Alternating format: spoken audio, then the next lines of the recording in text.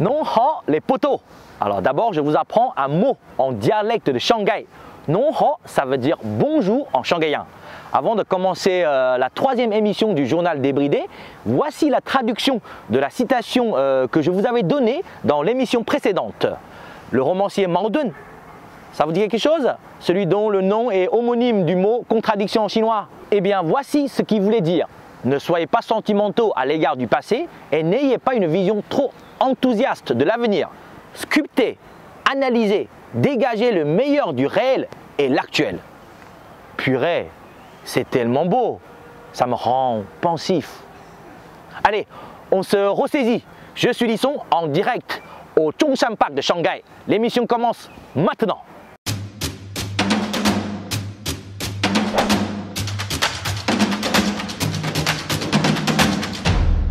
On commence tout de suite avec un point sur l'actu. Le début de l'automne, ça vous fait penser à quoi? Au marron, aux châtaignes, aux balades dans les bois? À Shanghai, il fait relativement bon avec des températures dans les 20 degrés. Mais c'est surtout, c'est la saison des crabes poilus. Les crabes poilus, c'est quoi? Si vous demandez à un Breton, c'est un petit crabe vert, pas bon pour être servi à table. Mais nous, on adore les manger. On les sert avec une sauce à base de vinaigre et on l'agrémente d'un verre de Huangjiu. Essayez, c'est délicieux. En plus, vous ne risquez pas de prendre du poids avec ça. Comme ils sont petits, vous passerez tellement de temps à les décortiquer qu'après en avoir mangé un ou deux, vous n'aurez plus faim. Cinéma à présent, avec quelques bonnes nouvelles pour l'industrie locale. Malgré les vacances nationales du 1er au 8 octobre, dans certaines villes comme Shanghai, les enfants et les enseignants ne pouvaient pas sortir de la ville. Sinon, ils devaient faire une quatorzaine obligatoire à la maison à leur retour. Alors la plupart ont décidé de rester sur place. Du coup, ça a boosté l'industrie du cinéma. Mon peuple, ma patrie et la légende de la défication ont rapporté 1 milliard de yuan, 125 millions d'euros. Champagne! Pendant les vacances chinoises, ceux qui pouvaient voyager, c'était forcément en Chine. Alors si vous connaissez les vacances nationales chinoises, vous savez que les sites touristiques sont blindés. Mais là, ça atteignait des niveaux jamais vus. Ça a aidé le secteur de l'aviation civile, de l'industrie du tourisme. 13,26 millions de voyages aériens, plus de 600 millions de visites dans les sites touristiques. Bon, certains ont bien regretté d'être venus quand même. La sonde Tianwen-1, lancée en juillet 2020, progresse lentement vers Mars. Elle devrait atteindre la planète de feu d'ici février 2021. Honnêtement, on critique beaucoup la planète Mars. Atmosphère irrespirable, tempête, etc. Mais vu ce qui se passe en ce moment sur Terre, je trouve que c'est le bon moment pour aller explorer des nouvelles planètes. Un peu de culture maintenant. La 7e édition du Festival international du film de la route de la soie a eu lieu du 11 au 16 octobre à Xi'an. Plus de 500 films chinois et étrangers ont été présentés sur des plateformes vidéo en ligne ou des écrans de cinéma ou des lieux publics. Mais savez-vous quel était le film le plus attendu? Allez, je vous donne un indice. Si je vous en parle, c'est pour flatter votre ego. Et oui, un des films présentés était Conte de printemps d'Éric Rohmer. Alors ça date un peu, puisque le film est sorti en 1990. Mais nous aussi les Chinois, on sait être nostalgiques.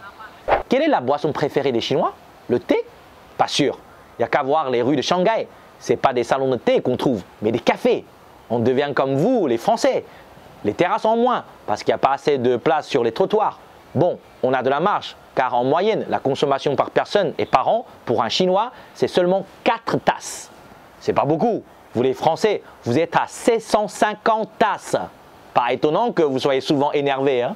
Mais en Chine, la consommation de café est en progression constante, 20% par an. Il n'y a qu'à voir la marque Nespresso, la marque de bobo parisien. Elle ouvre sa 15e boutique en Chine. C'est que les Chinois deviennent de plus en plus sophistiqués en la matière. Ils aiment autant le café noir, Arabica, Ristretto, que le café au lait et sucré de chez Starbucks.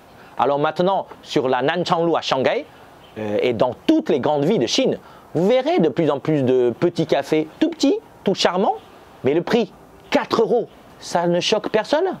Moi, je trouve que c'est la goutte d'eau qui fait déborder la tasse. Passons à série télé, à Murderous Affair in Horizon Tower. En chinois, Mo Tian Da Lou, ou le gratte-ciel en français. Bon, j'avoue que ça fait beaucoup moins classe. Cette série diffusée récemment a fait beaucoup de bruit. C'est une série thriller adaptée du roman de Chen Xue.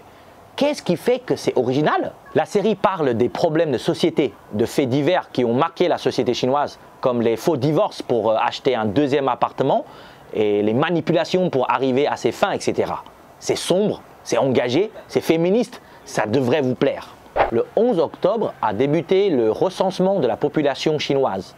L'objectif est d'évaluer la population pour mieux adapter les services. Mais imaginez, 21 jours de porte-à-porte pour recenser les 1,5 milliard de Chinois, ça fait beaucoup de portes à frapper, hein.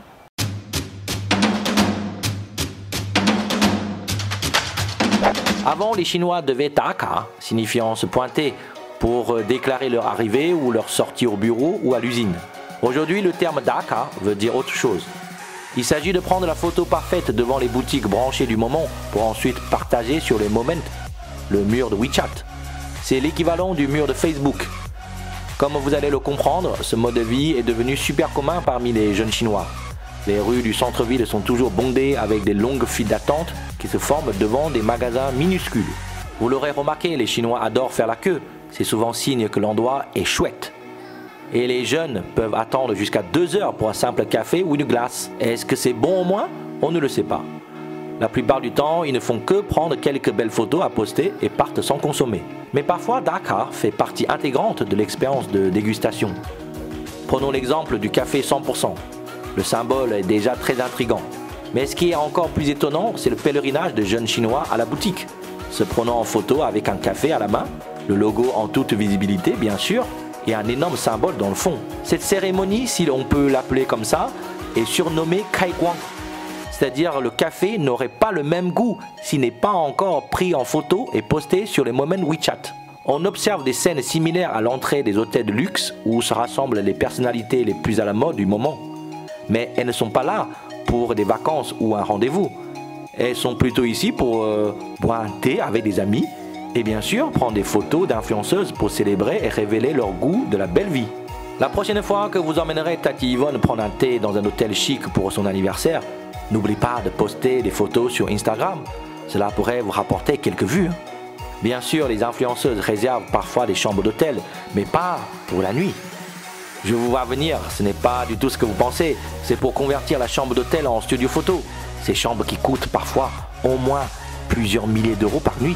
Après une douche rapide, elles enfilent le peignoir de l'hôtel et se remaquillent. C'est le moment de prendre une pause pour la séance photo. En bonus, un lit défait peut faire croire à un séjour improvisé. Naturellement, ces scènes ne sont qu'un fragment de la vie des jeunes Chinois. Ils ne se photographient pas que pour frimer. C'est leur manière à eux de prendre part au mode de vie contemporain. Un peu comme les influenceuses américaines Kim Kardashian et bien d'autres. Même si tous n'ont pas les moyens ou le temps de pratiquer ce nouveau Daka ou pinsonnage digital, il ne fait aucun doute que ces photos sont apparues dans les moments des uns et des autres. Au fond, pas si différent de nos stories Instagram ou des belles photos que l'on partage sur Facebook pour parler d'un beau ciel d'automne. Alors, vous êtes prêts à lancer le phénomène Daka en France aussi ?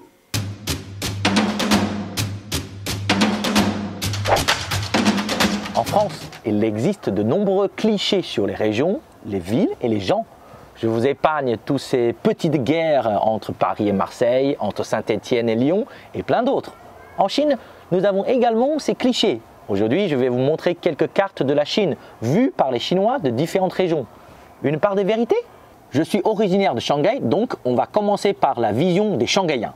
La carte est simple et bien explicite. Selon les Shanghaïens, à part Shanghai, la maison, tout le reste, ce ne sont que des gens de l'extérieur.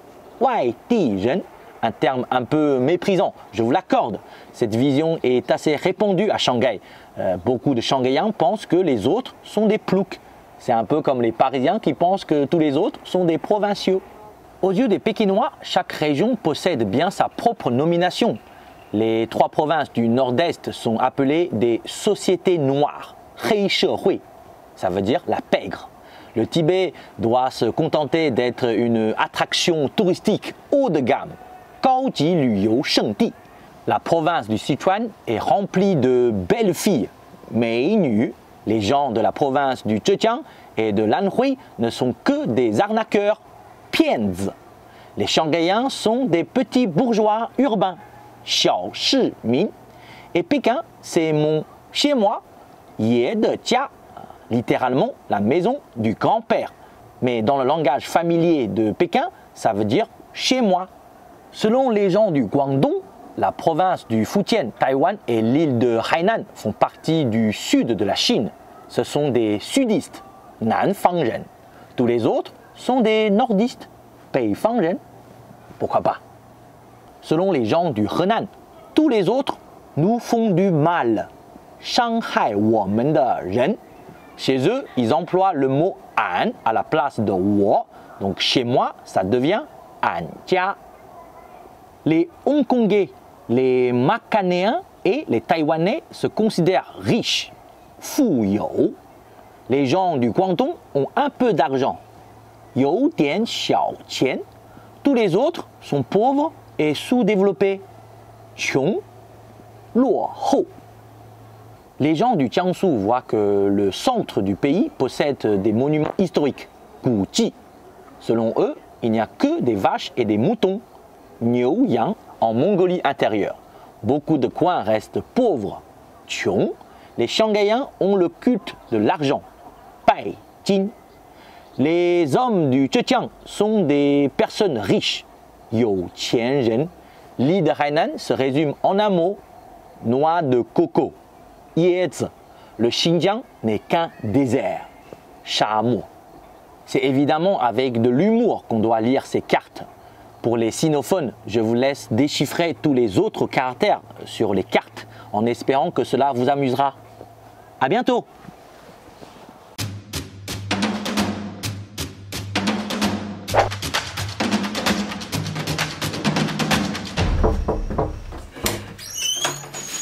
Salut Lucie. Bonjour Vincent. Tu vas bien? Ça va et toi? Merci de m'inviter chez toi. Je t'en prie. Rentre. Ok.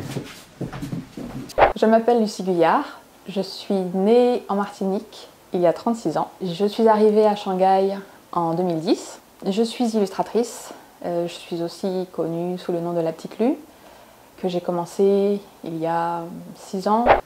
Aimé Césaire ou moyenne? Je ne connais pas Moyenne, mais sinon Aimé Césaire, c'est toute ma scolarité en Martinique.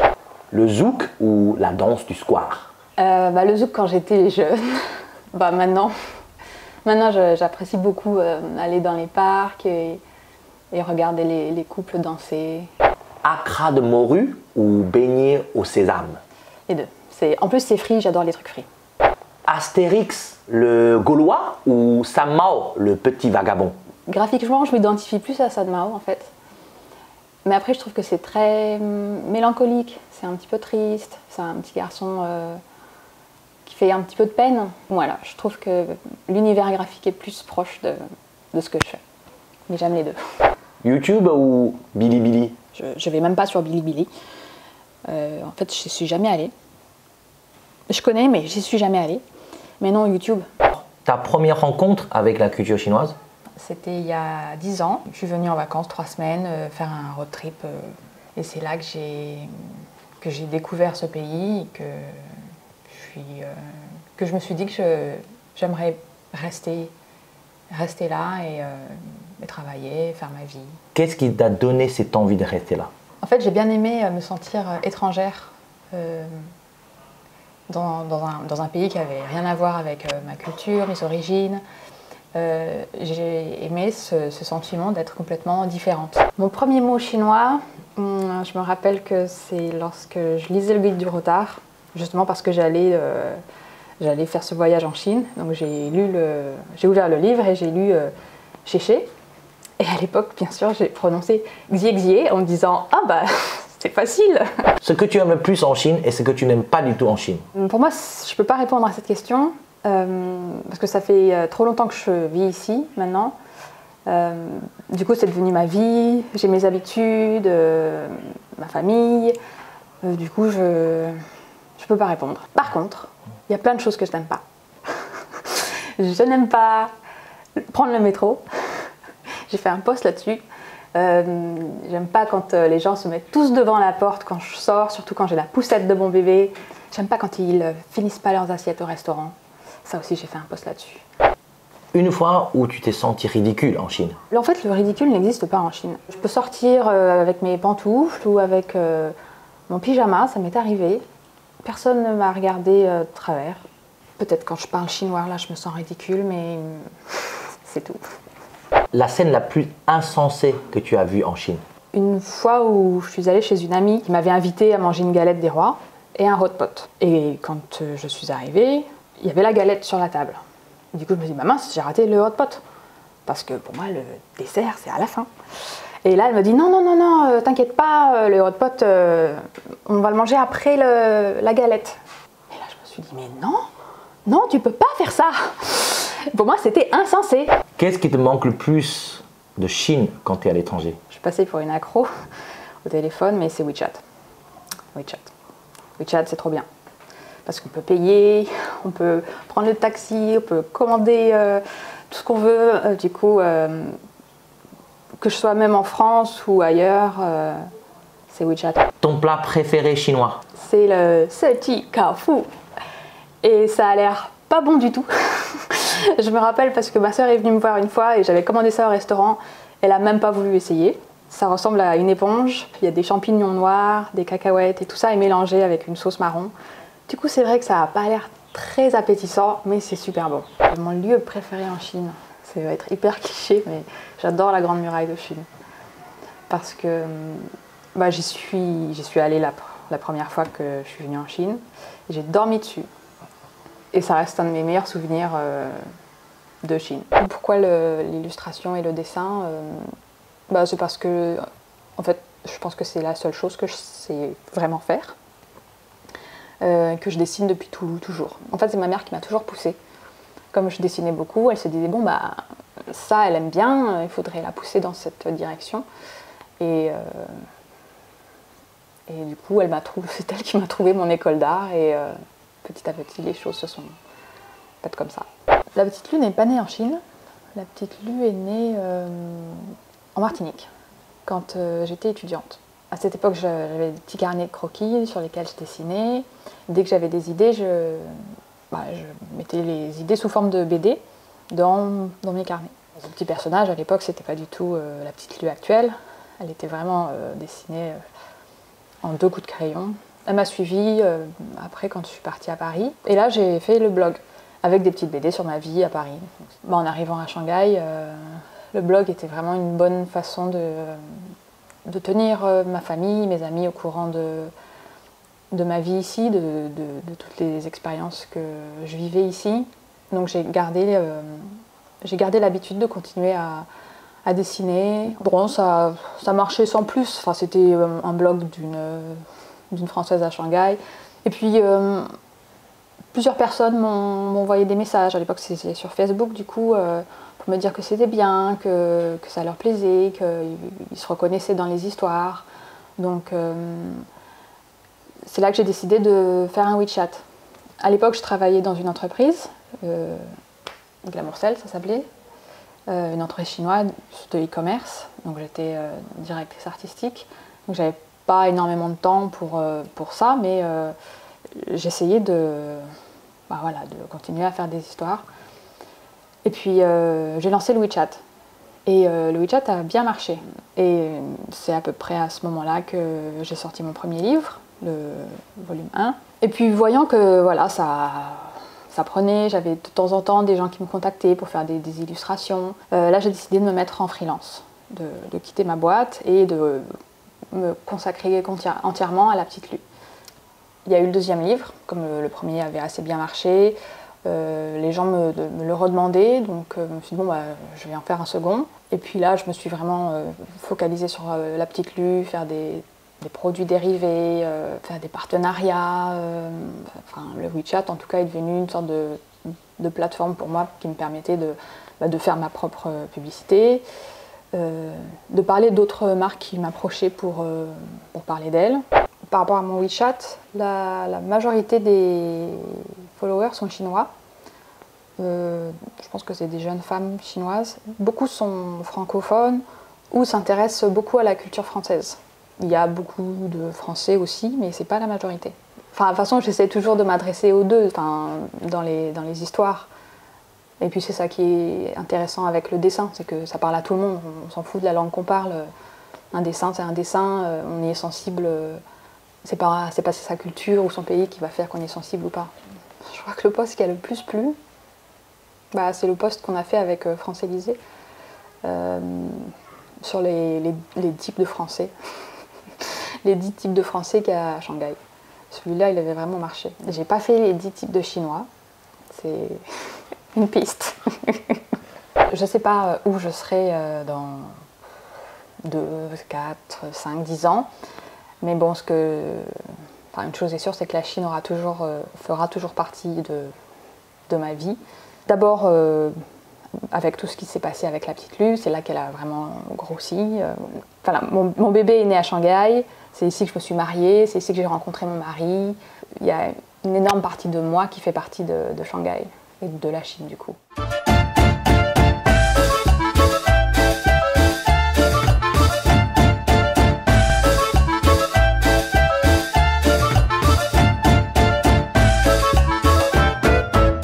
Merci beaucoup Lucie, merci de nous avoir raconté l'histoire de la petite Lu. En tout cas pour ceux qui veulent connaître plus de choses sur la petite Lu, ils peuvent aller sur le site. Voilà. Et puis moi je te dis à la prochaine. Ouais, ça fait un plaisir.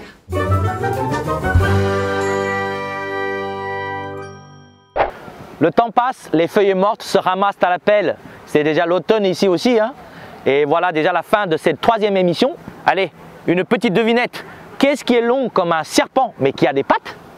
Je vous donnerai la réponse dans 2 semaines. Soyez fidèles au journal débridé. C'était Lisson en direct à Shanghai.